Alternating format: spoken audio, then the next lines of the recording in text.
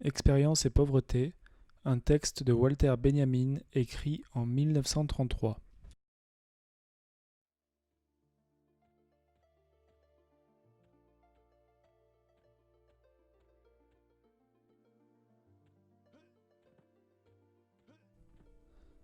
Dans nos manuels de lecture, figurait la fable du vieil homme, qui sur son lit de mort fait croire à ses enfants qu'un trésor est caché dans sa vigne. Ils n'ont qu'à chercher. Les enfants creusent, mais nulle trace de trésor. Quand vient l'automne, cependant, la vigne donne comme aucune autre dans tout le pays. Ils comprennent alors que leur père a voulu leur léguer le fruit de son expérience. La vraie richesse n'est pas dans l'or, mais dans le travail. Ce sont des expériences de ce type qu'on nous a opposées, en guise de menace ou d'apaisement, tout au long de notre adolescence. C'est encore morveux et ça veut donner son avis. Tu en as encore beaucoup à apprendre. L'expérience, on savait exactement ce que c'était. Toujours les anciens l'avaient apporté aux plus jeunes. Brièvement, avec l'autorité de l'âge, sous forme de proverbes. Longuement, avec sa façon de, sous forme d'histoire. Parfois dans des récits de pays lointains, au coin du feu, devant les enfants et les petits-enfants. Où tout cela est-il passé? Trouve-t-on encore des gens capables de raconter une histoire? Où les mourants prononcent-ils encore des paroles impérissables, qui se transmettent de génération en génération, comme un anneau ancestral? Qui, aujourd'hui, s'est déniché le proverbe qui va le tirer d'embarras? Qui chercherait à clouer le bec à la jeunesse en invoquant son expérience passée? Non, une chose est claire. Le cours de l'expérience a chuté. Et ce, dans une génération qui fit, en 1914-1918, l'une des expériences les plus effroyables de l'histoire universelle. Le fait, pourtant, n'est peut-être pas aussi étonnant qu'il n'y paraît. N'a-t-on pas alors constaté que les gens revenaient muets du champ de bataille? Non pas plus riches, mais plus pauvres en expériences communicables. Ce qui s'est répandu, 10 ans plus tard, dans le flot des livres de guerre, n'avait rien à voir avec une expérience quelconque, car l'expérience se transmet de bouche à oreille. Non, cette dévalorisation n'avait rien d'étonnant, car jamais expériences acquises n'ont été aussi radicalement démenties que l'expérience stratégique par la guerre de position, l'expérience économique par l'inflation, l'expérience corporelle par l'épreuve de la faim, l'expérience morale par les manœuvres des gouvernants. Une génération qui était encore allée à l'école en tramway hippomobile se retrouvait à découvert dans un paysage où plus rien n'était reconnaissable, hormis les nuages, et au milieu, dans un champ de force traversé de tensions et d'explosions destructrices, le minuscule et fragile corps humain.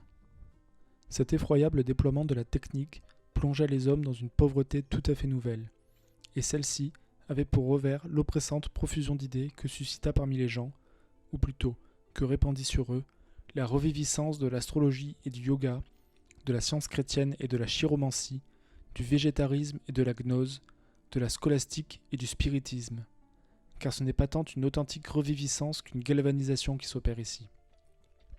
Pensons aux magnifiques peintures d'Ansor, montrant des rues de grandes villes pleines de tumulte, où se déverse à perte de vue une cohorte de petits bourgeois en costume de carnaval, des masques grimaçants et poudrés au front orné de couronnes de paillettes. Ces tableaux illustrent peut-être au premier chef l'effrayante et chaotique renaissance en laquelle tant de gens placent leurs espérances.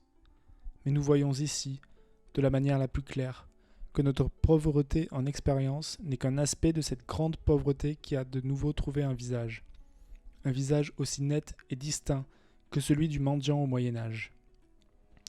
Que vaut en effet tout notre patrimoine culturel si nous n'y tenons pas, justement, par les liens de l'expérience? À quoi l'on aboutit en simulant ou en détournant une telle expérience?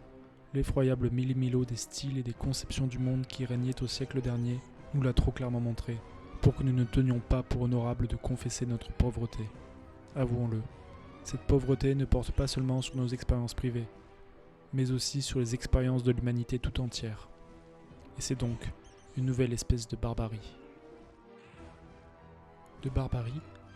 Mais oui, nous le disons pour introduire une conception nouvelle, positive de la barbarie. Car à quoi sa pauvreté en expérience amène-t-elle le barbare?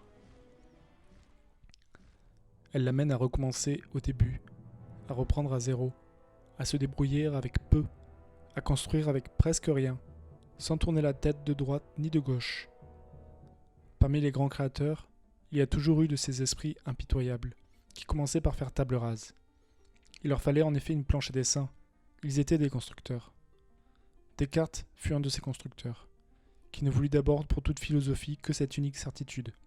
Je pense, donc je suis, et qui partit de là. Einstein aussi était un tel constructeur, qui soudain n'eut plus Dieu dans tout le vaste univers de la physique que pour une infime divergence entre les équations de Newton et les résultats de l'observation astronomique. Cette même volonté de recommencer à zéro animait les artistes qui, comme les cubistes, adoptèrent la méthode des mathématiciens et entreprirent de construire le monde à partir de formes stéréométriques, ou qui, comme Klee, s'inspirèrent du travail des ingénieurs.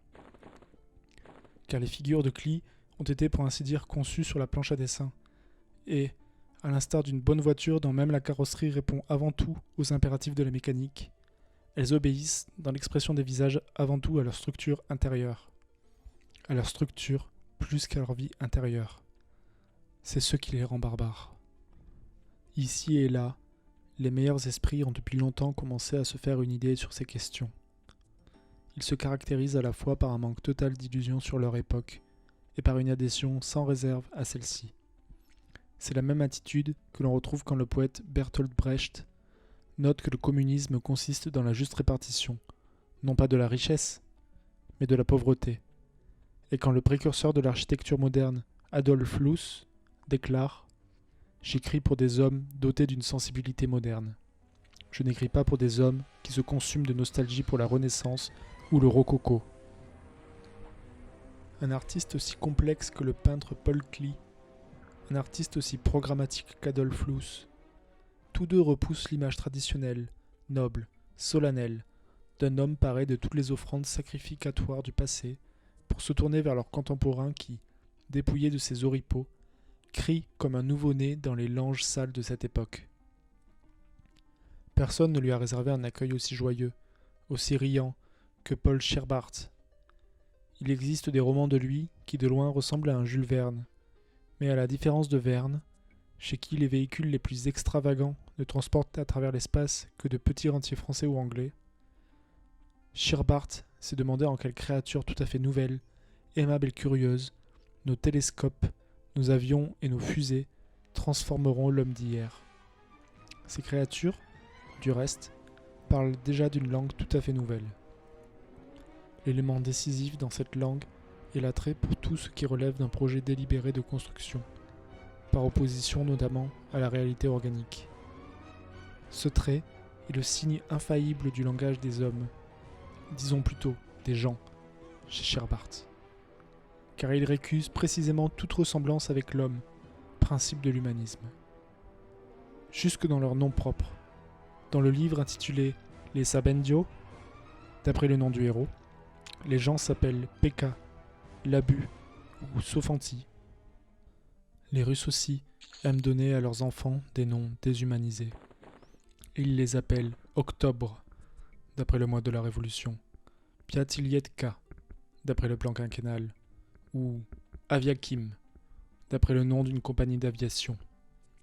La langue ne subit aucun renouvellement technique, mais se trouve mobilisée au service de la lutte ou du travail, au service, en tout cas, de la transformation de la réalité, plutôt que de sa description. Scherbart, pour en revenir à lui, accorde la plus grande importance à installer ses personnages, et, sur leur modèle, ses concitoyens, dans des logements dignes de leur rang, dans des maisons de verre mobiles, telles que Loos et Le Corbusier les ont entre-temps réalisées. Le verre, ce n'est pas un hasard, est un matériau dur et lisse sur lequel rien n'est de prise. Un matériau froid et sobre également. Les objets de verre n'ont pas d'aura. Le verre, d'une manière générale, est l'ennemi du mystère. Il est aussi l'ennemi de la propriété.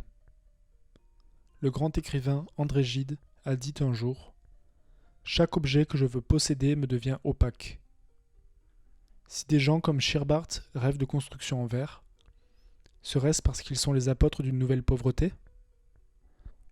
Mais peut-être une comparaison nous en dira-t-elle plus à ce sujet que la théorie.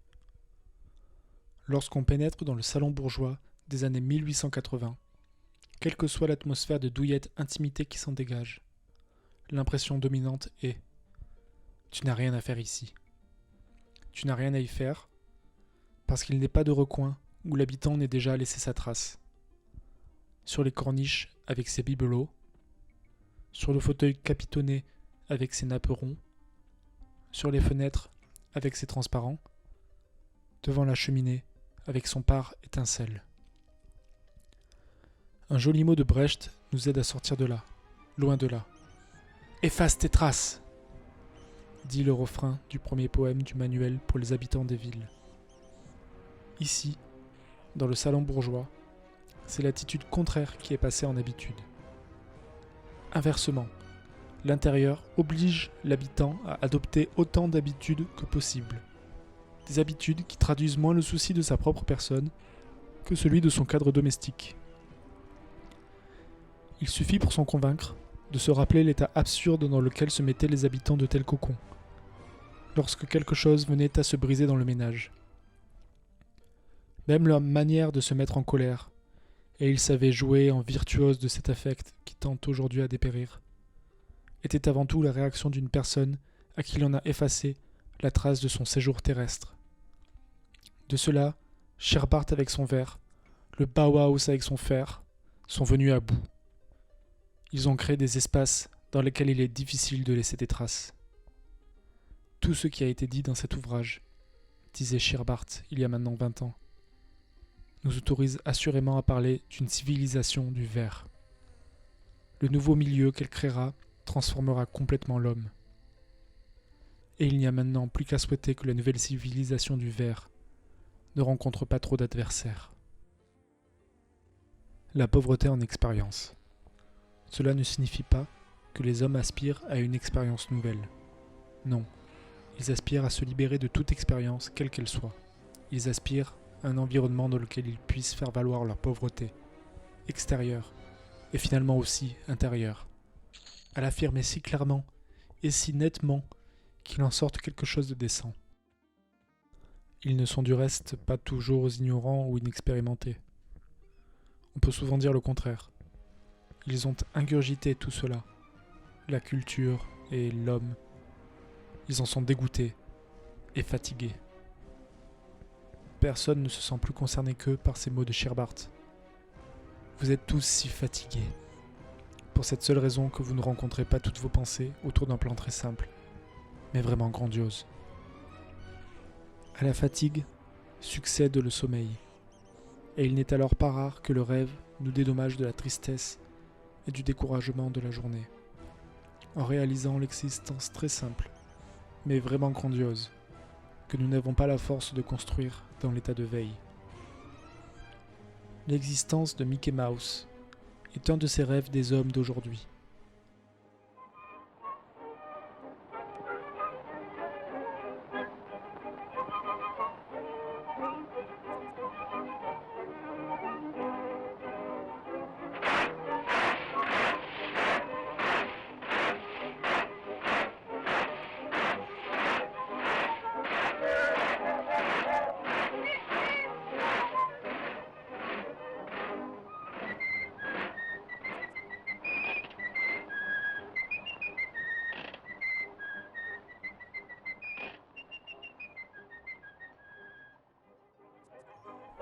Cette existence est pleine de prodiges qui non seulement dépassent ceux de la technique, mais tournent ceux-ci en dérision.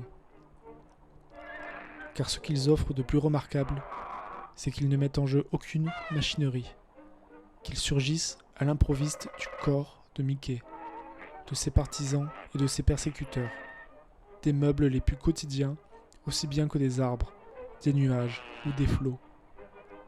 La nature et la technique, le primitivisme et le confort se confondent ici parfaitement, et sous les yeux de gens fatigués par les complications sans fin de la vie quotidienne, de gens pour qui le but de la vie n'apparaît plus que comme l'ultime point de fuite dans une perspective infinie de moyens, surgit l'image libératrice d'une existence qui, en toutes circonstances, se suffit à elle-même de la façon la plus simple et en même temps la plus confortable. Une existence dans laquelle une automobile ne pèse pas plus lourd qu'un chapeau de paille et où le fruit sur l'arbre s'arrondit aussi vite que la nacelle d'un ballon. Mais gardons nos distances. Reculons d'un pas. Pauvres, voilà bien ce que nous sommes devenus. Pièce par pièce, nous avons dispersé l'héritage de l'humanité. Nous avons dû laisser ce trésor au mont-de-piété, souvent pour 1/100 de sa valeur, en échange de la piécette de l'actuel. À la porte se tient la crise économique. Derrière elle, une ombre, la guerre qui s'apprête. Tenir bon, c'est devenu aujourd'hui l'affaire d'une poignée de puissants qui, Dieu le sait, ne sont pas plus humains que le grand nombre, souvent plus barbares, mais pas au bon sens du terme. Les autres doivent s'arranger comme ils peuvent, repartir sur un autre pied et avec peu de choses. Ceux-ci font cause commune avec les hommes qui ont pris à tâche d'explorer des possibilités radicalement nouvelles, fondées sur le discernement et le renoncement. Dans leurs bâtiments, leurs tableaux et leurs récits, l'humanité s'apprête à survivre, s'il le faut, à la disparition de la culture. Et, surtout, elle le fait en riant. Ce rire peut parfois sembler barbare. Admettons. Il n'empêche que l'individu peut de temps à autre donner un peu d'humanité à cette masse qui la lui rendra un jour avec usure.